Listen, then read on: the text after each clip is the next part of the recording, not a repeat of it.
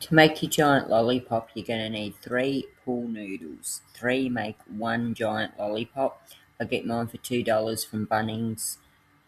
Yeah, they really work out rather cheap to make in the end. All your tape, any colour you want, don't have to be fussy, but they're about $12.40 each at Bunnings. You only need 1 to make the 1 lollipop, so choose whatever colour you want. I had to make this holder because it was like wrestling a crocodile to roll something on my own. Remember, there's 3 pool noodles in this lollipop, and they do fight you. So making one of these makes your life so much easier. You can't stand there and hold it long enough. So yeah, that really helped me. And I really think it's worth your time making one before you start. There's my 1-inch PVC. That's going to be your lollipop stick, and they hold them nice and sturdy. And a glue gun. Don't forget your glue gun, and lots of sticks. And the larger the glue gun, the better. And this was the first holder I made, and it actually failed because I made it too wide. I think I was about 5mm too wide, and it's stuffed up, but you'll see later down the track I've made the new one and it works heaps better. And I bolted it into the bottom on the new one, so yeah, but you still need one of these, and get those screws in the side because you are going to rely on them. If you're making a noodle on your own, you've really got to have something like this.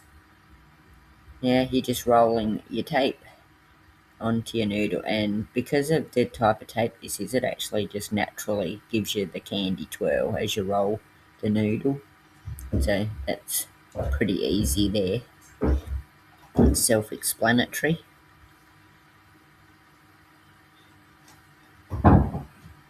And remember, you're going to be rolling 3 pool noodles, so, and there's plenty of tape in one roll to get your 3 noodles done. And in this next beat, I'm sorry about the angle of the camera because you can't see that I'm actually starting the first roll and adding the glue. I really wasn't on a good angle at all with the camera, but you'll see I struggle quite a bit because I'm very weak. But oh, was I fighting this? Oh my goodness. You'll see it takes some working. Now I've later worked out, use a zip tie, don't be a dill. I watched this back and thought, I've got long zip ties, why did I not think to use one? So after the struggle, I'm getting there, and you can get a better view. And from here out, as you watch, it's all pretty much self-explanatory, I think.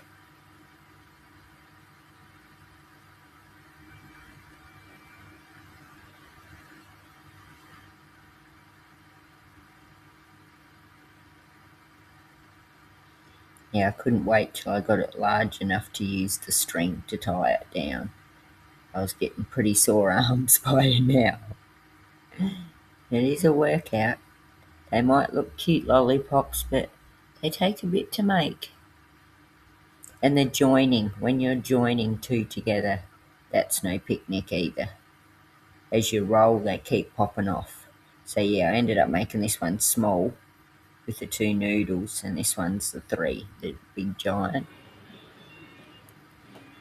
Here, you can't see it very well, but I used my knife steel to make my hole for my PVC candy stick.